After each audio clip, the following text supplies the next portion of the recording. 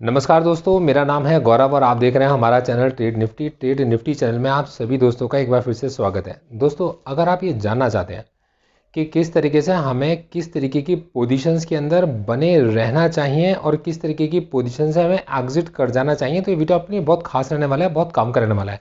मेरी कोशिश होगी कि मैं आपको स्टेप बाय स्टेप जो मेरी सोच काम करती है मैं आपको सिखा सकूँ और समझाने की कोशिश कर पाऊँ। शुरू करते हैं। देखो दोस्तों, हमारे पास मार्केट हमेशा हमारी ये कोशिश होती है कि ये देखना कि मार्केट किस रेंज के अंदर काम कर रहा है, हम हमेशा उस रेंज के अंदर बैठे होते हैं। अब आप जब इसको देखते हैं ना, तो देखिए बहुत सारे पैटर्न्स आप लोग देखते हो, बहुत सारे टाइम इंटरवल्स आप लोग देख के चलते हो और बहुत सारे आप लोगों ने सिस्टम्स बना रखे होते हैं जिसके अंदर एक इंडिकेटर भी होता है और जो आपकी हेल्प करता है। अब मैं आपको कुछ समझाता हूँ, उसको ध्यान से समझ के चलिएगा। देखिए, हमने मार्केट के अंदर जब भी कभी कोई ट्रेड करना है तो हम हमेशा अपनी ट्रेड की जो भी पोजीशन क्रिएट करते हैं वो हमेशा किसी की ऑपोजिट डायरेक्शन की पोजीशन होती है, किसी की भी ऑपोजिट की पोजीशन होती है। जैसे कि हम अगर किसी चीज़ के अंदर बाइंग मोड में बैठते हैं तो हम किसी के सेल मोड की ऑपोजिट डायरेक्शन में बैठे होते हैं, मतलब कोई इसको बेच रहा होता है और हम उसको खरीद रहे होते हैं। इन द सेम वे, जब हम किसी चीज़ को खरीद बेच रहे होते हैं तो हम ये सोचते हैं कि कोई इसका खरीदार होता है और हम उसको वो चीज़ बेच रहे होते हैं, ये समझते हुए कि हम उसको आउट स्मार्ट कर जाएंगे और मतलब वो उतना काबिल नहीं है और हमारी जो सोच है वो बिल्कुल ठीक है। अब दोस्तों समझ के चलना, मैं आपको समझाता हूँ। मतलब इसको अगर आप ये देखेंगे कि मैंने बहुत लंबे समय तक अपनी एक लिमिटेड कैपिटल को मेंटेन करके रखा और इसको मैं मल्टीप्लाई मल्टीप्लाई मल्टीप्लाई करता गया। अगर मैं मल्टीप्लाई नहीं कर पाया तो ऐड तो करता चला गया, बढ़ाता चला गया। मैं आपको समझाता हूँ स्टेप बाय स्टेप। देखो दोस्तों, मार्केट के अंदर जो भी कुछ है वो सचमुच में पैसे का खेल है और वो जो उस पैसे के खेल को समझता है तो वो पैसे के खेल को पैसे के नियमों से समझने की कोशिश करेगा। अब देखो, आपने अगर किसी पोजीशन को क्रिएट करा, आपने उसके अंदर जो पोजीशन क्रिएट की वो बाय साइड की पोजीशन है, तो मार्केट में हमेशा आपकी एक ऑपोजिट डायरेक्शन में पोजीशन क्रिएट होगी जो आपकी सेल साइड की पोजीशन है। अब ये जो सेल साइड की पोजीशन क्रिएट की गई, ये दो रिटेल ट्रेडर्स के बीच में भी हो सकती है और एक रिटेल ट्रेडर और एक इंस्टीट्यूशनल इन्वेस्टर्स के बीच में भी क्रिएट हो सकती है, जिनके पास बहुत सारे रिसोर्सेज हैं। अब आप उनको कैसे आउट स्मार्ट करोगे, ये हम समझने की कोशिश करते हैं। और क्यों नहीं करेंगे यार हम आउट स्मार्ट, हम उनको आउट स्मार्ट कर सकते हैं। उसके लिए हमारे पास में एक सोच होती है और वो सोच क्या है मैं आपको समझाता हूँ। देखिएगा, मार्केट में हम जब भी कभी ऑब्जर्व करते हैं तो हम हमेशा देखते हैं आपके पास में कि ये हमारे पास में एक कैंडल है और हमने उसको सपोज करो इस जगह पर बाय किया है और अब हमें ऐसा लगता है कि आपके पास हमारी ये जो कैंडल है हमने इसको इस जगह पर क्योंकि बाय किया और अब हम लोग बिल्कुल सेफ मोड में चले गए और ये जो जगह है हमारे पास में एक बहुत बढ़िया सेफ जोन, मतलब ये हमारे पास एक स्टॉप लॉस का काम कर रही है। ये हमारे दिमाग के अंदर चल रहा है। थोड़ी देर के बाद क्या होता है, या तो हम अपने स्टॉप लॉस को ऊपर की तरफ ट्रेल कर देते हैं या हम स्टॉप लॉस को ही हटा देते हैं, क्योंकि अब हमें ऐसा लगता है कि हम सेफ जोन में पहुंच गए। तो हम ये देखते हैं कि हमारा जो मार्केट है इस कैंडल के हाई के ऊपर चला गया, तो जैसे ही मार्केट इस कैंडल के हाई के ऊपर चला गया तो हम ये मान के चलते हैं कि हमें एक ब्रेकआउट मिल गया। अब आप इसको हमेशा समझो, मार्केट आपको हमेशा ब्रेकआउट देता है, हमेशा देगा। मतलब मैंने ऐसा बहुत बार देखा है कि आप बहुत सोच समझकर अपने एक सेटअप के अंदर अगर आप मार्केट के अंदर एक पोजीशन क्रिएट करते हो, तो जैसे आप अपनी पोजीशन क्रिएट करते हो बहुत सोच समझ के क्रिएट करते हो, तो क्या होता है कि आप हमेशा प्रॉफिट में होते हो। आपने जैसे ही ट्रेड लिया, ट्रेड लेते ही आपको एकदम से एमटी में आपका प्लस दिखाई देगा। 50 रुपये, 75 रुपये, 90 रुपये, 100 रुपये आपको प्रॉफिट उसमें दिखाई देगा, आपको प्रॉफिट दिखाई देता है क्योंकि आप एक कंजर्वेटिव इन्वेस्टर हो और आपने मतलब बहुत सोच समझ के मार्केट के अंदर एक एंट्री ली है। अब ऐसी जगह पर क्या होता है, क्या कहते हैं कि अब ये मौका आपके पास में होता है कि आप अपने स्टॉप लॉस को लगा सको या फिर आप अपने स्टॉप लॉस को ट्रेल कर सको या रिमूव कर सको। तीनों चीज़ें आपके पास में अवेलेबल होती हैं। अब यहाँ हम लोग ये चीज़ देखते हैं कि जो मार्केट के बड़े प्लेयर्स हैं, आप देखिए समझिएगा, आपके उस तरीके को जानने की कोशिश करते हैं जिससे कि आप पैसा कमा रहे हो और आपने वो तरीका कहीं ना कहीं तरीके से सीखा है आपने और वो तरीका कहीं ना कहीं किसी चीज़ के साथ में मैच करता है। अब वहाँ पर इतनी सारी कैलकुलेशंस करने के लिए इतने सारे लोग वहाँ पर बैठे हैं और वो ये बात जानते हैं कि यार इस समय पर अगर इसको किसी ने खरीदा होगा तो वो प्लस में होगा, मतलब वो प्रॉफिट में होगा। वो क्यों आपको पैसा कमाने देंगे जब आपके उस तरीके को उन्होंने समझ लिया है। तो मार्केट इतना एफिशिएंट होता है कि आपका जो एक तरीका होता है वो दूसरी बार काम नहीं करता। क्यों नहीं करता, मैं उसका रीज़न समझाता हूँ आपको। एक बार आपने जिस तरीके से पैसे गंवा दिए, आप उस तरीके में दोबारा एंट्री नहीं लोगे। ये अपोजिट साइड के लिए भी ट्रू होती है, मतलब इंस्टीट्यूशन इन्वेस्टर्स के लिए भी ट्रू होती है। जिस तरीके से उन्होंने पैसे गंवा दिए वो दोबारा उस तरीके में एंट्री नहीं करेंगे और वो आपके प्रॉफिट कमाने का तरीका समझ चुके हैं और वो आपको उस तरीके से दोबारा प्रॉफिट नहीं कमाने देंगे। आप इसे ट्राई करके देख लीजिए। आज आपने किसी कॉल को खरीदा और आपने देखा कि भाई 12 रुपये की कॉल आपके उसमें 100 रुपये पहुंच गई। अब क्या होता है, ऐसा देखिए, एक बार क्या हुआ कि एक बार ना एक मैम थी, उन्होंने लॉटरी का एक टिकट जीत लिया। अब जैसे उन्होंने लॉटरी का टिकट जीता, उनको ऐसा लगा कि मतलब उनकी ज़िंदगी के अंदर लॉटरी का वो जो टिकट है वो उनको बहुत अमीर बना सकता है। तब उन्होंने क्या करा कि मैं एक डेफिनेट अमाउंट पर्टिकुलर लॉटरीज के अंदर इन्वेस्ट करना स्टार्ट कर दूंगी। अब जैसे कि उन्होंने सोचा कि मैं रिपीट नंबर्स के ऊपर लॉटरी खेला करूंगी या इवन नंबर्स के ऊपर लॉटरी खेला करूंगी, तो उन्होंने जब ऐसे उस पैसे को धीरे धीरे करके इन्वेस्ट करना शुरू किया अपनी उसी लॉटरी के अंदर, तो आप ये समझ के चलो कि वो दोबारा उस तरीके से अपने कभी पैसा नहीं कमा पाई। क्यों? क्योंकि लॉटरी को बनाया इस तरीके से गया है, डिज़ाइन इस तरीके से किया गया है कि आप एक ही चीज़ को एक तरीके से दो बार ना जीतो और आप हमेशा कुछ ना कुछ सीखते रहो। ये हमेशा कॉन्सेप्ट रहता है। मनी मैनेजमेंट सबसे बड़ी चीज़ है जो यहाँ पर हमेशा काम करती है, और जिस तरीके से आप पैसा कमा कर लेकर गए हो, आप सेम तरीके से पैसा कमाने के लिए दोबारा एंट्री लेने की कोशिश करोगे तो क्या होगा, वो जो मार्केट प्लेयर्स हैं आपको उस तरीके से पैसा नहीं कमाने देंगे। तो यहाँ मैंने एक चीज़ समझने की कोशिश की कि वो जितने भी मार्केट प्लेयर्स ने जितने भी तरीके इन्वेंट कर रहे हैं वो हमेशा काउंटर काउंटर काउंटर काउंटर ही करते रहेंगे। तो क्योंकि देखो उनका साइज़ बहुत बड़ा है, उनका साइज़ बहुत बड़ा है, तो उनको ढूंढना बहुत आसान है और वो जो कर रहे हैं उनको समझना बहुत ज़्यादा आसान है। मतलब जो हम कर रहे हैं हमें समझना थोड़ा मुश्किल है, क्योंकि हम बहुत सारे लोग हैं और हम बहुत सारे तरीके से सोचते हैं, और वो आपके पास में उन सारे तरीकों को समझने की कोशिश करते हैं। तो वो क्या करते हैं, एक मास को हंट करने की कोशिश करते हैं, और उसके अंदर वो मास हंटिंग के अंदर जब वो जाते हैं तो उनका जो वॉल्यूम होता है वो वॉल्यूम हमें दिखाई देता है। तो मार्केट के अंदर सबसे ज़्यादा जब कभी हम ऑप्शन चेन को देखते हैं तो हमारे लिए इंपॉर्टेंट होता है कि किस चीज़ के अंदर ज़्यादा वॉल्यूम क्रिएट हो पा रहा है, मतलब कौन सी ऐसी स्ट्राइक है, कौन सा ऐसा आपके पास में मूवमेंट है जो एक बड़े वॉल्यूम में सेलर की हेल्प कर सकता है। वो हम समझने की कोशिश करते हैं, तो उनके वॉल्यूम को समझना बहुत ज़्यादा आसान होता है हमारे लिए। जब हम उस चीज़ को देखते हैं तो हमारे रिस्क मिनिमम भी होते हैं। अब ऐसी जगह पर वो हमेशा क्या कोशिश करेंगे, लॉजिक समझ के चलिएगा, मार्केट हमेशा आपको ब्रेकआउट दिखाने की कोशिश करेगा। ये मार्केट की सबसे पहली स्टेप होती है, ये मार्केट की हमेशा सबसे पहली स्टेप होगी कि मार्केट आपको हमेशा ब्रेकआउट दिखाएगा। और मार्केट की दूसरी स्टेप होती है कि मार्केट अब उस ब्रेकआउट को फिल करेगा। अब मार्केट क्या करता है, उस ब्रेकआउट को फेल करता है, और जैसे ही मार्केट उस ब्रेकआउट को फेल करता है बहुत सारे लोगों की पोजीशंस क्या हो जाती हैं, आपके पास आउट हो जाती हैं। तो क्यों ना हम लोग आपके पास में उन सारे ब्रेकआउट में होने वाले फेलियर को ही टारगेट करें, या हम लोग ब्रेकआउट को ट्रेड करें। अब हम लोग ये सोचते हैं कि मतलब कि हम हमेशा ब्रेकआउट को ट्रेड करें, ये ब्रेकआउट के फेलियर को ट्रेड करें। तो यहाँ पर काम आते हैं हमारे एक्सपीरियंसेस। तो मैं आपको समझाता हूँ, देखिएगा, आप एक सेटअप बनाओ, आप उस सेटअप को टेस्ट करो, कुछ इस तरीके से आप टेस्ट करो। देखिए मैंने इसको बचपन में बहुत अच्छे से सीखा था कि हमारे सेटअप कुछ ऐसे होने चाहिए कि जिसके अंदर 1, इसके अंदर 2, इसके अंदर 3, इसके अंदर 4 और इसके अंदर 5। हमारे पास ये जो 5 है, इन 5 में से आपके पास में किसी भी रैंडम ऑर्डर में मेरे को 2 सक्सेस चाहिए। ठीक है, अब इन 2 सक्सेस में जो मेरी एक सक्सेस होगी, तो मेरी जो एक सक्सेस है वो आपके पास में हो सकती है पार्शियल,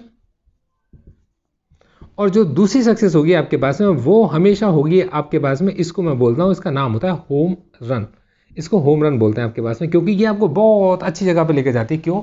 उसका रीज़न है, यहाँ आपके पास अगर आपने देखा होगा कि आपने ये देखा कि आप हमेशा बाय करते हो और आप हमेशा लॉस में रहते हो, तो आप कहते हो चलो मैं सेलर बन जाता हूँ, मैं ऑप्शन को सेल करना स्टार्ट कर देता हूँ। इतना पॉपुलर कर दिया गया ऑप्शन सेलिंग को कि मैक्सिमम लोगों ने सोचा कि हम ऑप्शन सेलर बन जाएंगे, और वो ऑप्शन उनको ये दिखाया गया कि ऑप्शन सेलिंग में आप प्रॉफिट कमा सकते हो, बैक टेस्टिंग की उन्होंने उनको प्रॉफिट कमा सकते हो। अब ऑप्शन सेलिंग के अंदर देखिए मार्केट को इसलिए डिज़ाइन नहीं किया गया कि आप वहाँ से पैसा कमाकर निकलो। यकीन मानो मार्केट को इसलिए डिज़ाइन किया गया है कि उसके अंदर ज़्यादा से ज़्यादा ट्रांजैक्शंस हो सकती हों। मार्केट में ज़्यादा से ज़्यादा ट्रांजैक्शंस कब होंगी? जब ज़्यादा से ज़्यादा लोगों के स्टॉप लॉस होंगे हिट, और जब ज़्यादा से ज़्यादा लोगों के स्टॉप लॉस हिट होंगे तो ज़्यादा से ज़्यादा उनको एंट्रीज मिलेंगी। एक बार अगर किसी बंदे ने लॉस कर लिया और वो मार्केट से अगर वो बाहर चला गया, तब ऐसी कंडीशन में जब वो मार्केट से ही बाहर चला गया, आप किस तरीके से अपनी ट्रांजैक्शंस को बढ़ा पाओगे? जो भी प्रॉफिटेबल मार्केट मेकर्स हैं ये वही लोग हैं जो या तो हैं ब्रोकर्स, या फिर आपके पास एक्सचेंजेस हैं, और या फिर इनके साथ में जो गवर्नमेंट है उसके ऊपर टैक्स लगाने होते हैं। तो ये तो 3 लोग हैं जो मार्केट में हमेशा प्रॉफिट कमाएंगे। एक होगा ब्रोकर, एक होगा एक्सचेंज, और दूसरा होगा, तीसरा होगा आपके पास में आपकी गवर्नमेंट। तो इन 3 चीज़ों को अगर आपके हित में, इन्वेस्टर्स के हित में सब कुछ इतना ही अच्छा होना होता तो 2 लोग आपस में ट्रांजेक्शन कर रहे होते और ये लीगल होता, जो कि पॉसिबल नहीं है। क्योंकि उसके अंदर ना तो कोई एक्सचेंज है, ना कोई उसके अंदर ब्रोकर है, और ना ही उस जगह पर आपके पास गवर्नमेंट को कोई टैक्स मिल पा रहा है। तो अब आप इसमें जो पैसा आप लोगों ने आपस में एक्सचेंज किया वो इलीगल है। तो दोस्तों उस तरीके की एक्टिविटीज़ हमें हमेशा अट्रैक्ट करती हैं, पर वो इलीगल होती हैं। तो वहाँ पर क्या होता है कि जो भी एडजस्टमेंट्स होती हैं, या फिर आपके पास में जो भी पैसे का जो भी एक लास्ट में जो एक स्क्वायर ऑफ करने की पोजीशंस होती हैं वो उतनी नहीं मिल पा रही होती हैं, और लोग इवेंचुअली उसके अंदर भी जाकर पैसा हारते हैं। तो market are so designed that you can lose money all the times. ठीक है, कैसे? By making number of transaction. तो बहुत सारी ट्रांजेक्शन आप कर सको। तो यहाँ पर मैंने एक सिस्टम बनाया। इस सिस्टम को मैं क्या समझता हूँ, देखिएगा, मैं ये बात बहुत अच्छे से जानता हूँ कि मार्केट के अंदर अगर किसी मार्केट प्लेयर ने किसी पर्टिकुलर स्टॉक को खरीदा होगा, लॉजिकली समझिएगा, जिसने उस स्टॉक को खरीदा होगा वो उस स्टॉक को कभी भी नहीं बेचना चाहेगा। अगर आप एक सचमुच के इन्वेस्टर हो तो आप इस बात को जानते होंगे। विप्रो से किसी ने बाहर निकलने की कोशिश नहीं की होगी, रिलायंस से किसी ने बाहर निकलने की कोशिश नहीं की होगी। उसका रीजन है, वो ये बात जानते हैं कि उनको उतनी अट्रैक्टिव पोजीशंस दोबारा नहीं मिल पाएंगी, क्योंकि वो मतलब उनके लिए प्रॉफिट में नहीं है। उनके लिए मेन क्या है आपके पास में, उन अट्रैक्टिव पोजीशन से बाहर ना निकल जाए। अब आपने देखिए यस बैंक से राणा कपूर ने कब एग्जिट किया? यस बैंक से राणा कपूर ने तब एग्जिट किया जब वो अपने लिस्ट प्राइस के भी नीचे आ गया। क्यों? क्योंकि वो अपने उन पोजीशन से एग्जिट नहीं होना चाहते थे जो उनके लिए प्रॉफिटेबल पोजीशन थी, और बाकी उन्होंने हेज करने के लिए ऑप्शंस का सहारा लिया। तो ये जो डेरिवेटिव्स होते हैं सर, ये डेरिवेटिव्स हमारे लिए इतने काम के होते हैं। डेरिवेटिव मोस्ट रिस्की होते हैं, पर डेरिवेटिव ही सबसे कम रिस्की होते हैं। मैं आपको बिल्कुल सच बताता हूं। इक्विटी हमें दिखाई देती है आपके पास में कि बहुत रिस्की है, पर इक्विटी ही सबसे आपके पास में देखिए बहुत कम रिस्की लगती है हमारे को, पर इक्विटी ही सबसे ज़्यादा रिस्की होती है। और आप इसको आने वाले वक्त में धीरे धीरे करके समझ जाओगे कितना बड़ा पैसा आपका ब्लॉक होता है। तो दोस्तों इक्विटी के डेरिवेटिव्स को समझने के लिए हमारे पास में हमें कोई ऐसा सेटअप बनाना चाहिए, और आप इसे ट्राई करके देखिएगा। हमें एक ऐसा सेटअप बनाना चाहिए, और सेटअप हमें काम करना चाहिए कि वो जो सेटअप हो हमारे को 5 में से 2 ट्रेड हमें ढूंढ कर दे सकता हो, जिसमें 3 बार हमारा नुकसान हो जाए, लेकिन वो जो 2 हैं उनमें से एक में हमें प्रॉफिट मिल जाए, और एक हमारे पास में ऐसा हो कि जो हमें आगे के 3 ट्रेड 4 ट्रेड 5 ट्रेड हमें निकाल कर दे सकता हो। तो ये बड़ी इंपॉर्टेंट है। तो क्यों? उसका रीजन बताता हूँ। मार्केट में आप कुछ ना भी करो तो आपने कभी भी देखा होगा कि मार्केट हमेशा क्या करेगा, अपनी एक रेंज से बाहर निकलेगा। आप इसे कभी भी चेक कीजिएगा, मार्केट जैसे ही इस रेंज से बाहर निकलेगा, मार्केट में सारे के सारे लोग क्या हो जाएंगे, आपके उसमें बेरिश हो जाएंगे। और जैसे ही वो सारे के सारे बेरिश हो जाते हैं और बेरिश ऑर्डर्स आपके पास में कलेक्ट हो जाते हैं, मार्केट के अंदर दिखने शुरू हो जाते हैं, इंस्टीट्यूशनल इन्वेस्टर आते हैं और मार्केट को वहां जाकर लाकर टांगे खड़ा कर देते हैं। मेरे भाई बताओ कहाँ कहाँ तुम्हारे स्टॉप लॉस लगे हुए हैं? जहां जहां तुम्हारे स्टॉप लॉस लगे वो सारे के सारे ट्रांजैक्शंस आपके पास में ब्रोकर के फायदे में चली गई, एक्सचेंज के फायदे में चली गई, गवर्नमेंट के फायदे में चली गई। और ये जो बंदा अकेला लेकर गया, ये होम रन लेकर गया, तो वो बंदा जो इसको समझता है, मतलब वो होने वाले इस ब्रेकआउट के पुल बैक्स को अगर अच्छे से समझता है कि कहां से मार्केट में एंट्री लेनी है और वापस उसे ऊपर की तरफ जाना है, मार्केट में प्लेस के साथ जाना है, तो ऐसी जगह पर ये बंदा हमेशा लेस इसकी सिचुएशन में होगा और वो इतनी जल्दी स्क्वायर ऑफ नहीं करेगा, क्योंकि अब वो समझने की कोशिश करेगा कि कहां कहां पर लोगों के स्टॉप लॉस है। तो क्या होता है कि हर गिरावट में एक स्टॉप लॉस हिट हुआ, फिर आपके पास में एक स्टॉप लॉस हिट हुआ, फिर आपके पास में एक स्टॉप लॉस हिट हुआ, और वो आपके पास में इन स्टॉप लॉस को हिट करते करते मार्केट को ऊपर की तरफ मूव करा देते हैं। बहुत काम की चीज़ रहती है। तो दोस्तों मेरा क्या है कि मैं एक ऐसे सिस्टम को ढूंढने की कोशिश करता हूँ और ऐसे सिस्टम में बने रहने की कोशिश करता हूँ, और ऐसे सिस्टम में ही मैं काम करता हूँ जिस सिस्टम में मेरा हायर साइड अगर कभी रिस्क हो तो वो कभी भी 6000 से ज़्यादा का ना हो। अब वो 6000 ही क्यों, मतलब बाकी चीज़ें क्यों नहीं, उसका रीज़न मैं आपको समझाता हूँ।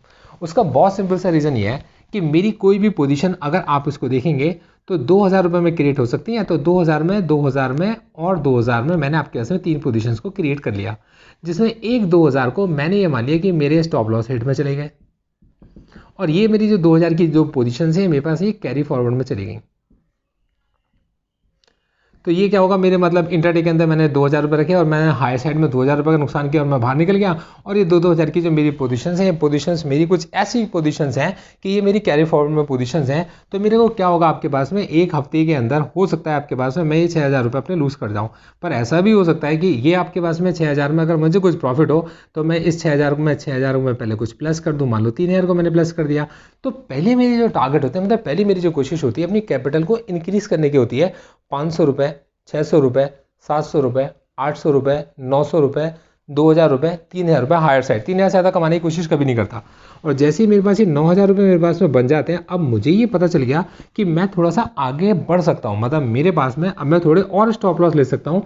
तो यहाँ पर आपके पास में मैं क्या कर सकता हूँ, 1,500 के और 1,500 के 2 स्टॉप लॉस और ले सकता हूँ, आपके पास में छोटे छोटे ट्रेड करके ले सकता हूँ। अब इनकेस अगर आपके पास में इनमें से मेरे अब हो गए मेरे देखिए 3 और 2 5 ट्रेड, जैसे मेरे 5 ट्रेड मेरे मिले, पॉसिबिलिटीज़ हैं कि इन 5 ट्रेड में कोई एक मेरे को होम रन मिलना चाहिए। तो इनमें अगर मेरे को एक होम रन मिला तो हो सकता है आपके पास में मेरे पास में ये पैसा कुछ ऐसा आ जाए कि मैं ये कोशिश करूंगा कि मैं ऐसे सेटअप के अंदर एंट्री ले लूँ और मैं 12,000 रुपये कमा लूँ, हो सकता है ना। तो जैसे ही मैं 12,000 रुपये कमा लूँगा तो मेरे पास में अगले 2 हफ्ते फिर मेरे फ्री हो गए। तो बेसिकली क्या है, हमारे को सबसे पहले मार्केट के अंदर जो टारगेट करना चाहिए वो है आपके पास में टाइम। मतलब मैं ये कोशिश करता हूँ कि मार्केट के अंदर आप मेरे सेटअप के अंदर कभी भी कमी निकाल के दिखा दो और आप इस सेटअप को फेल करके दिखाओ, मैं मान जाऊंगा आपको। मतलब आप इस सेटअप को फ्लॉप नहीं कर सकते, फ्लॉप ये हो ही नहीं सकता। उसका रीज़न ये है कि मार्केट कुछ इस तरीके से डिज़ाइन किया गया है कि मार्केट में मैक्सिमम लोग क्या करें, नंबर ऑफ ट्रांजैक्शंस करें। और नंबर ऑफ ट्रांजैक्शंस करते कौन लोग हैं, नंबर ऑफ ट्रांजैक्शन हमेशा स्टॉप लॉस हंटिंग में ही होंगी, इसके अलावा पॉसिबल ही नहीं है। नंबर ऑफ ट्रांजैक्शंस तभी बढ़ेंगी जब ज़्यादा से ज़्यादा लोग स्टॉप लॉस हंट होंगे। तो मैं ये कोशिश करता हूँ आपके पास में देखने की कि जो स्टॉप लॉस हंटिंग है ये हमेशा सबसे ज़्यादा तब होगी जब कभी भी मार्केट किसी ट्रेंड को रिवर्स करेगा। तो दोस्तों क्या ये मार्केट जो अपने ट्रेंड को रिवर्स करता है ये हर दिन करेगा? कॉन्सेप्ट के साथ समझो, क्या ये हर दिन रिवर्स कर सकता है? अगर मार्केट हर दिन रिवर्स कर सकता होता तो मेरे भाई कोई कभी अपनी पोजीशन को स्क्वायर ऑफ ही नहीं करता। आप सोचो ना, कोई कभी भी अपनी पोजीशन को क्यों स्क्वायर ऑफ करेगा? क्योंकि उसको लगता होगा कि यार कोई बात नहीं, मार्केट अभी थोड़ी में रिवर्स हो जाएगा, और हमेशा रिवर्स हो ही जाता है। और अगर ये हमेशा रिवर्स कर सकता होता मार्केट, तो ऐसी जगह पर हमने अगर एक कॉल खरीदी होती और वो लॉस में चल रही थी तो हम उसको काटते ही नहीं, क्योंकि नीचे गिरती मार्केट कभी ना कभी तो ऊपर आएगी, जब कभी हमारे रेट पर आएगी तभी निकल जाएंगे हम लोग। ऐसा हो सकता होता, पर ऐसा होता नहीं है। तो उसकी वजह यह है कि रिवर्सल्स को समझना और रिवर्सल्स को पकड़ना बहुत मुश्किल है। हम अगर इस सोच से काम करें, हम थोड़ी देर के लिए अगर आउटस्मार्ट करने की कोशिश करें, बड़े प्लेयर्स के तरीके से सोचें और बड़े प्लेयर्स के तरीके से समझें। सर मेरे 1,000-2,000 के नुकसान से किसी इंस्टीट्यूशनल इन्वेस्टर्स को कोई प्रॉफिट नहीं होना, आप समझो इस चीज़ को। क्योंकि ऐसे बहुत सारे लोग हैं जो लाख लाख 2-2 लाख रुपए करके ट्रेड कर रहे होंगे, उनको उनका नुकसान करके फायदा है। और उनका नुकसान वो एकदम से नहीं करते, वो धीरे धीरे करके उनके नुकसान को काटते हैं। तो जब वो उनके नुकसान को धीरे धीरे काटते हैं तो मैं ये कोशिश करता हूँ समझने की कि ऐसे कौन से पॉइंट्स हैं जो ऑप्शन चेन में मुझे दिखाई दे रहे हैं, मार्केट में दिखाई मेरे को नहीं दे रहे।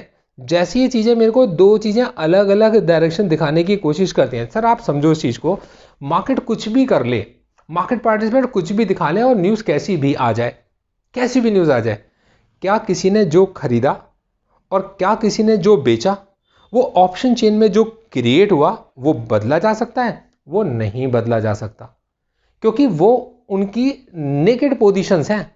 सर उन्होंने जो खरीदा उनकी एक ओपन पोजीशन है, वो नेकेड है। बेशक उन्होंने कुछ और आपके पास में उसके रिस्पेक्ट में बेचा होगा, तो वो बेचा हुआ भी अपने आप में एक नेकेड है, और वो हमेशा चाहेंगे अपनी हर पोजीशन में मैक्सिमम प्रॉफिट को कमाना।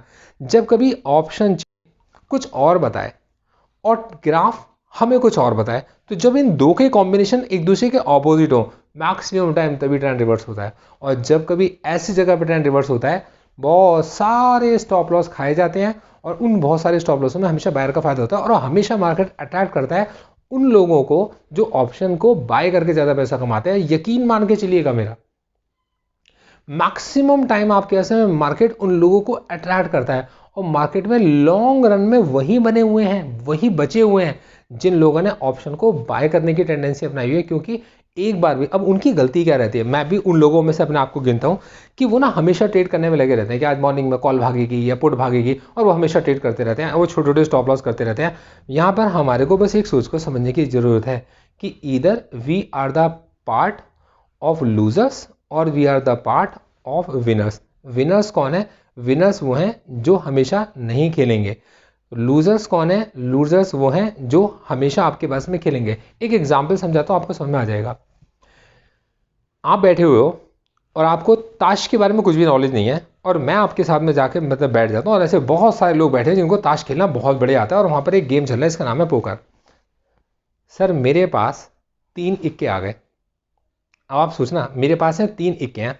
अब मेरे पास में 3 इक्के हैं, तो मेरे पास इक्के हैं 3 ए, तो मेरे पास 3 इक्के हैं। अब सर ऐसी जगह पर अगर मैं अपनी पोजीशन को क्लोज कर रहा हूँ, कितने रुपए पे? देखो मैंने 100 रुपये से अपने आप में स्टार्ट किया और यहाँ पर आपके साथ 500 रुपये में अपनी इसको क्लोज कर रहा हूँ। सर जब मैं एक गुड पोजीशन में हूँ, ए वुड भी गुड पोजीशन में मैं हूँ, तो ऐसी पोजीशन को मैं 500 रुपये में क्यों क्लोज करूँगा? मैंने आपको बताया कि जब कभी भी कोई ऑप्शन बायर, जब कभी भी कोई स्टॉक का बायर, कभी भी एक प्रोफेशनल प्लेयर मार्केट में अपनी एक पोजीशन क्रिएट करता है, तो वो उससे इसलिए स्क्वायर ऑफ नहीं करता क्योंकि वो जानता है ये पोजीशन उसको दोबारा नहीं मिल पाएगी। हम ये सोचते हैं कि हमें प्रॉफिट दोबारा नहीं मिल पाएगा।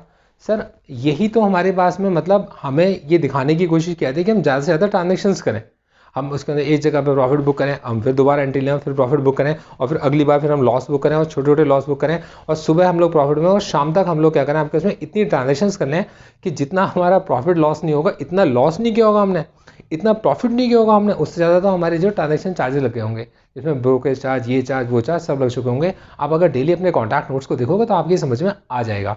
तो देखो दोस्तों, जब कभी मेरे पास में 3 इक्के होंगे, तो ऐसी जगह पर मैं अपने 100 रुपये में से क्यों बाहर निकलना चाहूँगा 500 रुपये में? मैं क्यों नहीं कोशिश करूँगा इसके 5000 तक पहुँचने की, और मैं धीरे धीरे करके अपनी पोजीशंस को ऐड करूँगा। जब कभी भी मेरे पास में एक रन होगा, अब देखो मुझे ज़्यादा नहीं आता, लेकिन इतना तो पता है कि 3 इक्के अपने आप में सबसे बड़े पत्ते होते हैं। जब कभी भी आपके पास में मेरे को एक रन मिल जाती है 3, 4, 5, तो मैं क्यों नहीं कोशिश करूँगा इसके अंदर बने रहने की? मैं ज़्यादा चीज़ें नहीं जानता, लेकिन फिर भी मैं एक ट्राई मार के चल रहा हूँ उस केस में, मैं क्यों नहीं कोशिश करूँगा? अब दोस्तों मेरे पास में क्या था, आपके पास में लॉजिकली समझिएगा, मैं आपके पास में बैठा हुआ हूँ ये सोचकर कि मेरे पास एक इक्का है, एक बादशाह है आपके पास में, और एक मेरे पास में गुलाम है। ठीक है जी है ना। तो मेरे पास में एक बादशाह और एक मेरे पास में गुलाम है। तो हो सकता है किसी के पास इतने अच्छे रन ना हो, किसी के पास इतना अच्छा ना हो, और मैं इस एक्सपेक्टेशन में बैठा हुआ हूँ। दोस्तों अपनी इन एक्सपेक्टेशंस में मैं कब तक बैठ सकता हूँ? और कई बार आपके पास में मतलब देखिए, मैं आपको इसको रिलेट इसलिए करने के लिए कह रहा हूँ क्योंकि यहाँ पर अपना कॉमन सेंस लगाओगे। जहाँ पर एक गेम ऐसा हो कि आप कुछ देख ही नहीं सकते और आपको कुछ भी दिखाई नहीं दे रहा, तो वहाँ पर आप क्या लगाओगे? आप अपना कॉमन सेंस लगाओगे कि मेरे पास एग्जैक्टली क्या है। तो आपके पास एग्जैक्टली क्या होता है? आपके पास हमेशा होती है अपनी कैपिटल, बस, इसके अलावा आपको कुछ नहीं होता। सर मार्केट के अंदर कभी भी एक डायरेक्शनल ट्रेड होता ही नहीं है, यकीन मान के चलिए, मैं आपसे बिल्कुल सच बता रहा हूँ, ऐसा मेरा अपना एक्सपीरियंस कहता है। और आप मेरा एक्सपीरियंस गलत है तो आप मुझे बिल्कुल बताइएगा, मैं आपसे सीखना चाहूँगा। देखो दोस्तों, मार्केट में हर चीज़ के चांस होते हैं 50 और 50। मार्केट हमेशा अनबायस्ड होता है। मार्केट को किसी से भी कोई भी मतलब नहीं है, ना उसे बायर से मतलब है, ना सेलर से मतलब है, कोई भी मतलब नहीं है। मार्केट हमेशा बायर्स अनबायस्ड है, क्योंकि मार्केट को चाहिए केवल और केवल ट्रांजैक्शंस, बस। सर यकीन मानो, मैं तो यही समझ पाया कि मार्केट को केवल ट्रांजैक्शंस चाहिए, बस। Market makers rely and live only on transactions, बस। ना उन्हें बायर से कोई मतलब, ना उन्हें सेलर से कोई मतलब, कोई भी मतलब नहीं है। तो बायर के चांसेस और सेलर के चांसेस, दोनों के चांसेस बिल्कुल बराबर बराबर के होते हैं, 50-50 चांसेस होते हैं। आप किसी भी पोजीशन पे जाएंगे, वो पोजीशन यहां से ऊपर जा सकती है, ब्रेकआउट, या फिर आपके पास में ये जो ब्रेकआउट है, ये ब्रेकआउट फेल। मार्केट सिर्फ इन दो चीज़ों में काम करता है कि मार्केट हमेशा एक ब्रेकआउट देने की कोशिश करता है, एक प्राइस से दूर भागने की कोशिश करता है, और दूसरी कोशिश वो करता है हमेशा उस ब्रेकआउट को फिल करने की। अब क्या होता है, अगर ये ब्रेकआउट हिट होता है तो प्लेयर्स आपके पास में एंट्री लेते हैं हमेशा इस ब्रेकआउट में, और आप भी ऐसी एंट्री लेते हो।